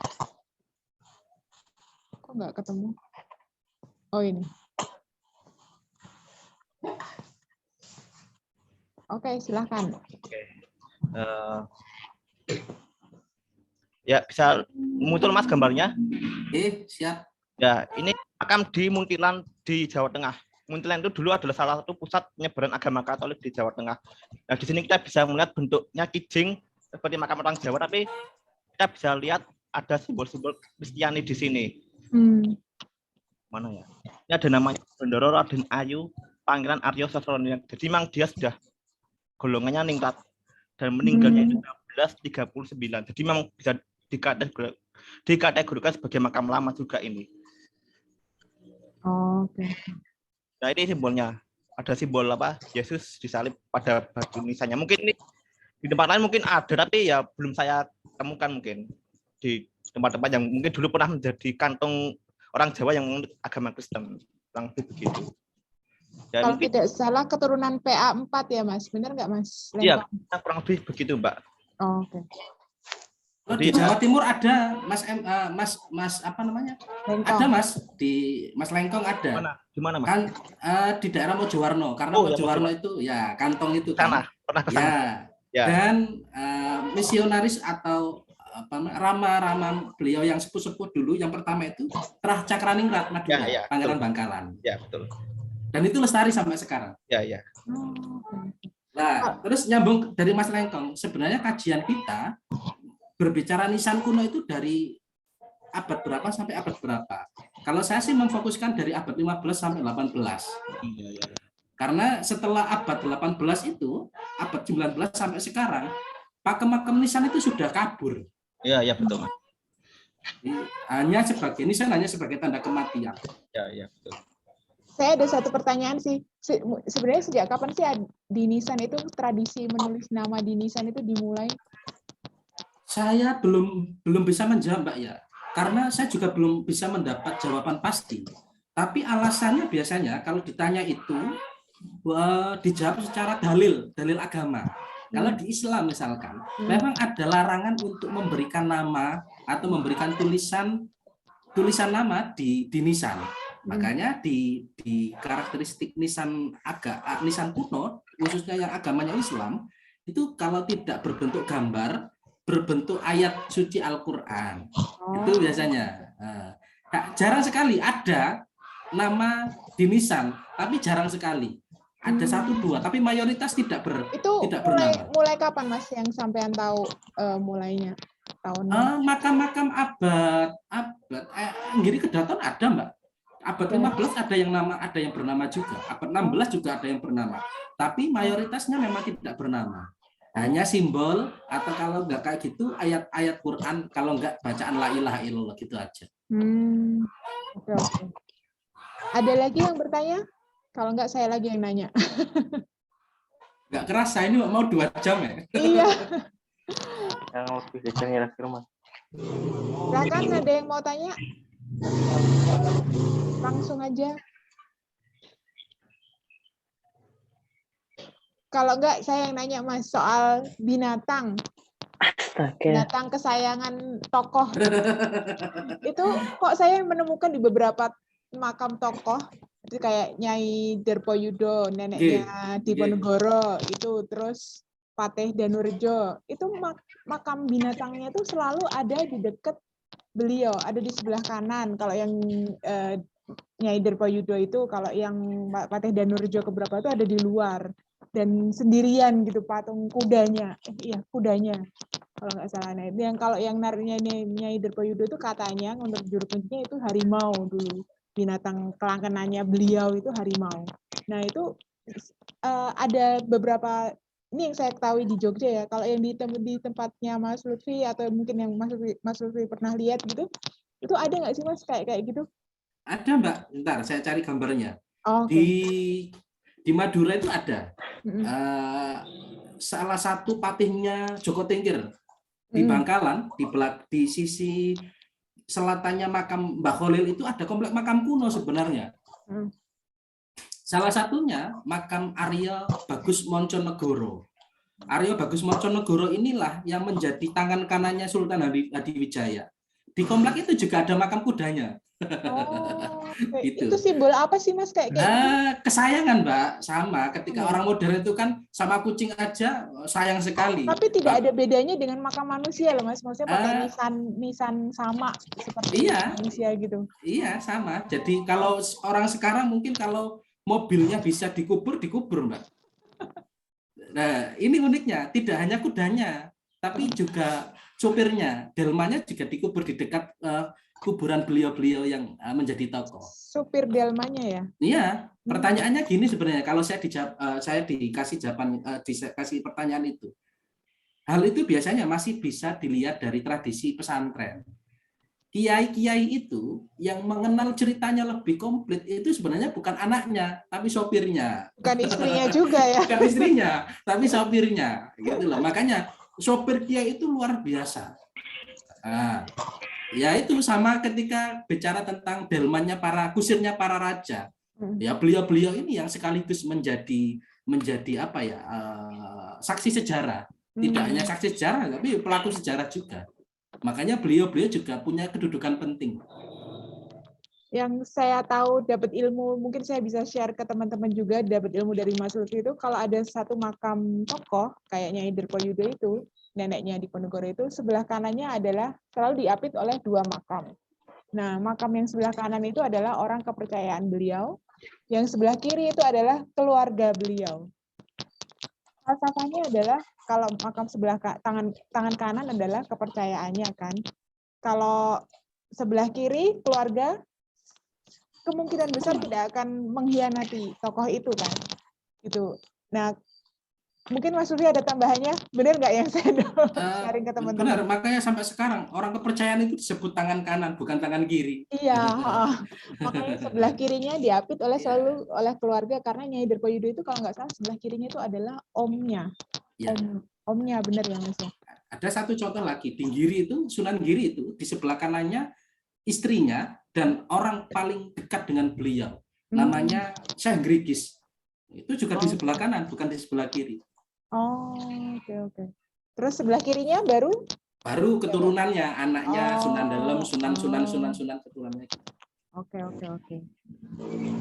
Jadi kaya sekali sebenarnya ketika kita berbicara di dunia kuburan, dan sangat sangat dinamis. Iya. Makanya orang sekarang itu berbicara nilai di suatu tempat itu kan angka. Kalau orang dulu bukan, filosofinya. Sekarang kuburan paling mahal ya misalkan di Jakarta sana miliaran, tapi tidak ada filosofinya.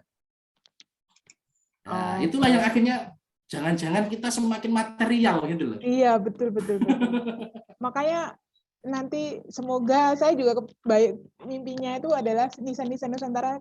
Kalau bulan depan kami bicara soal nisan Aceh sama teman-teman di Heritage Comment sama Mas Naufal, yang mungkin tadi izin juga, yang beliau itu memang tertarik dengan pembicaraan soal nisan Aceh, dan terputus sejarahnya karena tsunami dan sebagainya, banyak nisan yang hilang dan sebagainya, dan sampai sekarang itu bentuk-bentuk nisan yang unik-unik dan indah itu kok tidak ada tidak diteruskan oleh masyarakat Aceh gitu kan. Itu sayang sekali gitu loh, untuk sekarang ini, padahal itu kalau dilestarikan, digunakan oleh keluarga-keluarga Aceh sekarang itu sangat indah gitu loh Mas.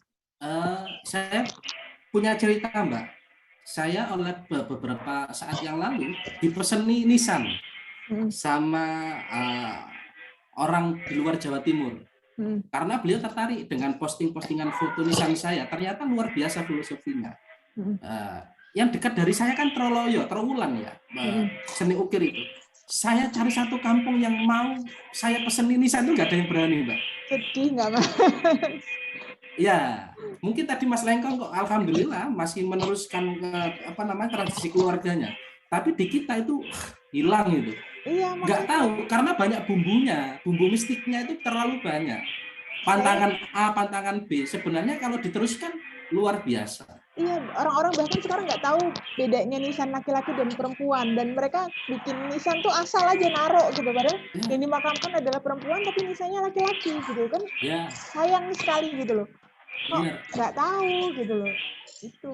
Jadi, ya, kalau orang awam itu kan menandakan kalau laki-laki ada kerucutnya, kalau cewek keres, itu ternyata nggak bisa dibuat semua tipe nisan, Mbak. Iya.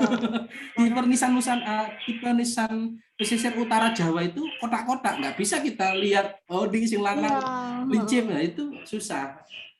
Mungkin Mas Lengkong bisa menambahi sebagai kan bisnis keluarganya bisnisan nih.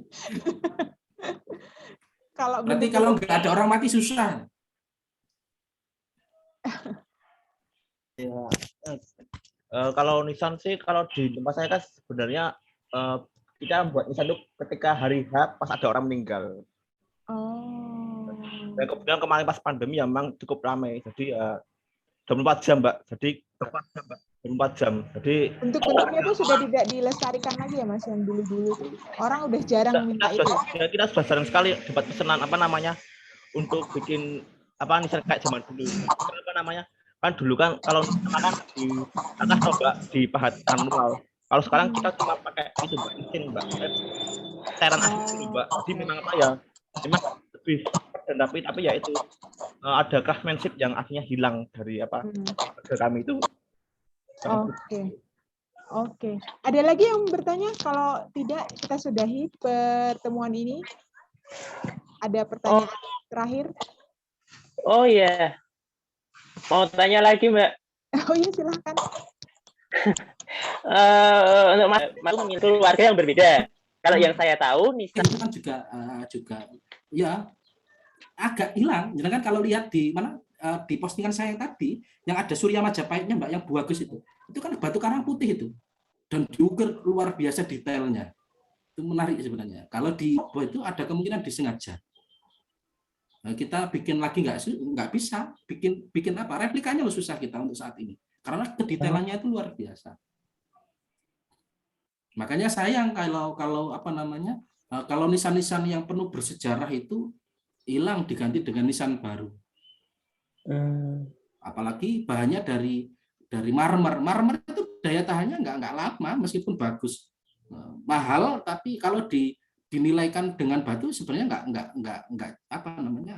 nggak selisih banyak sebenarnya. Memang kita untuk saat ini masyarakat kita sudah hilang nisan sebagai genealogi dan ideologi, itu hilang. Nisan hanya sebagai pertanda kematian saja. Oke. Ya, makasih Mas. Makasih Mas. Soal grup WhatsApp ya, sementara ini belum ada. Karena jujur kami itu cuma intinya satu, tadi kan ada pertanyaan apakah ada grup WhatsApp dari Ibu Cok Istri Ratna Coram Sudarsana dari Bali. Terima kasih Bu. Tapi kalau untuk grup WhatsApp ini sementara ini belum ada karena jujur kami ini bukan ahli. Kami tidak ada dari kami yang pernah belajar sejarah, kuliah sejarah, tidak ada. Dan ini kami cuma sekelompok penggemar saja yang mengkoordinir, penggemar makam yang mengkoordinir mengkoordinir siapapun yang mau berbagi pengetahuan soal nisan di Indonesia. Kayak Mas Lengkong itu beberapa kali tag kami untuk di repost lagi, dan terima kasih Mas Lengkong. Terus ada ya Mas Rehan, ada beberapa orang di sini yang suka belusuan ke kuburan di daerahnya masing-masing untuk di tag ke kami. Itu aja sih, tapi sementara ini belum ada. Oke, ada pertanyaan lagi? Mbak Ruri, iya. Saya boleh. Saya yang dari Bali, Mbak. Saya dengan Ratna. Terima kasih, Bu. Mohon izin saya off kamera karena biar sinyalnya oke ya, Mbak. Oh iya. Kalau biasanya kurang bagus, putus-putus ya. Ya, terima kasih sudah bergabung. Mbak Ruri, ya saya yang menanyakan perihal grup WhatsApp terkait dengan nisan. Kenapa gitu, Mbak? Karena kebetulan banget nih, Mbak. Tadi pagi saya buka WA, di grup WA ada flyer ini, dan saya interest sekali karena memang kami, jadi Ratna, saya dari Puri Ubud, Mbak, di Bali, menikah ke Puri Jembrana, jadi di Bali Barat. Nah, kami memiliki cerita yang cukup unik, adalah leluhur kami yang ketika zaman Belanda itu dibuang ke daerah Banyumas, ke Jawa Tengah. Nah, sampai akhirnya beliau meninggal di sana. Jadi yang ke sana itu raja, terus putra mahkotanya, ada istri, permaisuri, kemudian mungkin pengikutnya. Nah, beliau tidak kembali lagi ke Bali sampai akhirnya beliau meninggal di sana dan punya makam, Mbak. Oke. Bisa dikonfirmasi Ibu, Banyumasnya mana? Dia putus-putus. Putus-putus, Bu.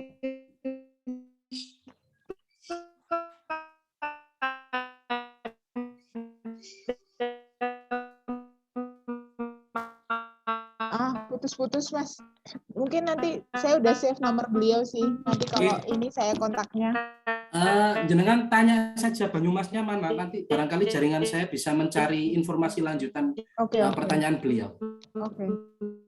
Ini ada nomor handphonenya di sini. Oke, ada lagi yang bertanya? Ya, sudah. Sorry. Halo. Sorry keputus, Mbak. Sorry. Iya. Oh, silahkan Bu. Tadi soalnya putus-putus sinyalnya. Iya, sorry. Ya, intinya mungkin nanti saya mohon informasi juga, siapa tahu salah satu dari kita yang ada di sini sempat main ke Banyumas, karena di Banyumas itu ada makam keramat dari raja kami, keluarga kami, yang kami juga ingin telusuri karena sempat terputus juga ceritanya. Jadi di situ ada di Desa Kejawar ada makam keramat Raja Jemberana. Siapa tahu Pak Lutfi pernah ke situ dan kami sedang mencoba lagi mencari, menelusuri, sempat juga menghubungi beberapa profesor, salah satunya adalah Profesor Sugeng, kemudian Bapak Darmaji, yang menjadi ahli sejarah di Banyumas, tetapi kami masih belum istilahnya kami belum mendapatkan siapa yang pasti yang ada di makam itu, karena ada beberapa makam, kurang lebih ada 5 makam. Kemudian 2 lagi adalah salah satu dari keturunan raja kami yang menikah dengan anak dari Bupati Mertareja III, kalau nggak salah, ya. Dan beliau menjadi mualaf dan itu cerita yang cukup unik. Jadi akulturasi dan kami sedang menjajaki itu lewat Babat Banyumas juga. Ya, siapa tahu dengan pengetahuan yang saya dapatkan dari Pak Lutfi hari ini, kami bisa melihat lagi kondisi makam di sana, sehingga kami tahu siapa-siapa yang dimakamkan mungkin di sebelah raja dan sebagainya. Karena ini masih kami belum mendapatkan secara pasti dan literasinya juga, catatannya juga tidak ada gitu. Jadi siapa tahu ada teman-teman nanti yang bisa menyambung mungkin dengan cerita, bisa menghubungi Ratna di nomor WA yang sudah saya share di grup ini gitu. Ya. Terima kasih Mbak Ruri. Sama-sama Bu, terima kasih. Itu kalau boleh tahu dari tahun berapa ya Bu? Sekitaran tahun berapa ya? Dibuang ke sana di Selong itu 1866 Mbak. 1866, kemudian meninggalnya ya 1874. Yang ada di sini. Berarti sudah abad 19 ya Bu ya? Iya Pak Lutfi. Jadi sudah kena ke hampir ke 19. Orang Bali itu koyok singa orang. Kemungkinan kalau masih abad 19 mudah-mudahan bisa ditemukan. Wong yang abad 16 aja masih lestari. Iya.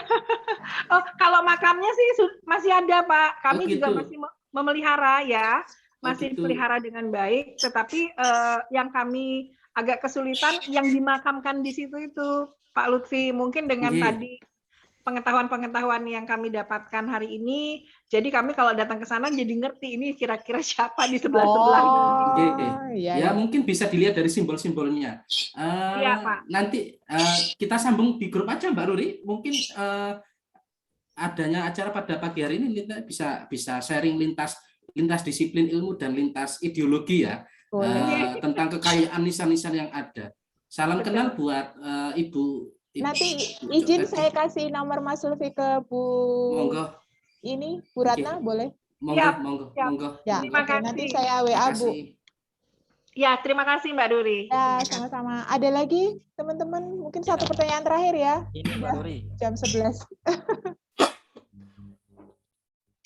Halo, cek. Halo, ya satu pertanyaan terakhir, silahkan Mas Fendi. Ya, Salam kenal buat semuanya. Saya Fendi. Mas Ghazali sudah pernah ke Madura enggak? Terutama Kemarin ke Sumenep. kemarin saya keliling Madura, Mas. 1 Iya. hari full. Oh iya. Begini Mas, apa itu Gimana? kalau di Sumenep ya, itu sudah dalam setahun ini itu ditemukan makam-makam dianggap kuno ya. Itu dari bentuk nisannya dan katanya itu makam-makam era Mataram. Tapi karena saya bukan ahli permakaman, saya bukan ahli nisan ya, saya hanya berziarah. Saya hanya berziarah. Jadi gimana Mas untuk melihat keterkaitan antara makam itu bagian dari tokoh-tokoh penting sama makam-makam yang dikeramatkan, Mas? Saya berikan link saja ya langsung. Kalau di Sumenep malah sebenarnya teman-teman sudah aktif mengkampanyekan makam kuno. Jenengan pasti dengar Mamira ID ya, Madura milik Indonesia Raya itu. Itu kan yang menggawangi Rafarhan. Jenengan tanya saja sama yang di Facebooknya namanya Agung Bagus itu Pak siapa namanya ya beliau Rafarhan sama Audi ya Mas ya. Ya benar. Iya. Ya itu karena di Sumenep itu sebenarnya juga luar biasa peradabannya. Ada putranya Raden Fatah kan di sana juga Pangeran Kanduruan itu. Nah itu yang belum seberapa ke ekspos. Berarti Sumenep itu juga peradaban kuno, peradaban lama di antara sekian rentan sejarah yang ada di Pulauan Madura. Karena Cakraningrat sendiri kan peradabannya masih berusia di era 16 abad 16 eranya Mataram Sultan Agung. Gitu. Itu yang agak susah, makanya saya agak susah menjawab ketika ada teman-teman Madura itu bilang gini ke saya, Mbak Ruri.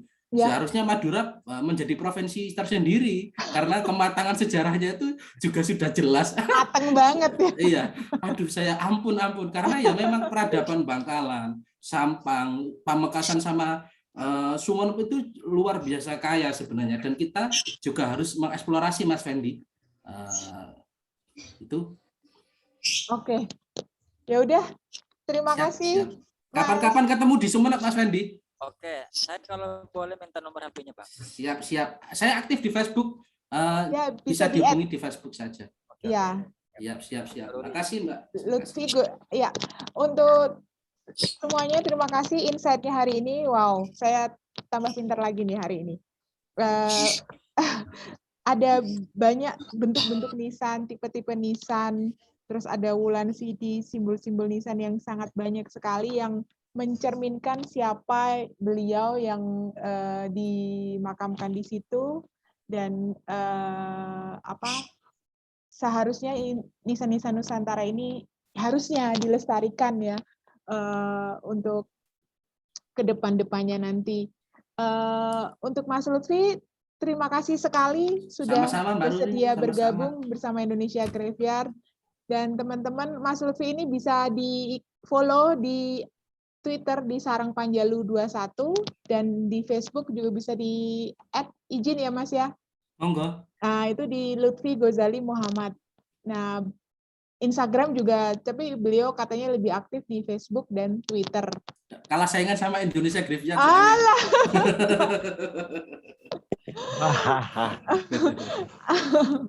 Itu di Twitternya banyak sekali info-info mengenai simbol-simbol makam dan sebentar lagi Mas Lutfi juga akan meluncurkan bukunya yang kedua ya Mas ya. Ditunggu. Insya Allah Pangestude. Ya, ditunggu bukunya nanti. Judulnya apa Mas kira-kira? Nyarkup membaca nisan. Nah, Nyarkup membaca nisan. Mungkin bisa nanti langsung menghubungi Mas Lutfi untuk penjualannya dan sebagainya. Ya. Mudah-mudahan disegerakan. Ya, amin. Terima kasih semuanya atas kesempatannya hari ini. Matur nuwun, semoga semua sehat-sehat selalu dan terima kasih atas partisipasinya. Semoga apa yang kita pelajari hari ini bisa bermanfaat ke depannya nanti. Terima kasih. Assalamualaikum warahmatullahi wabarakatuh. Terima kasih, Mas. Terima kasih, Mas. Baik, Mam.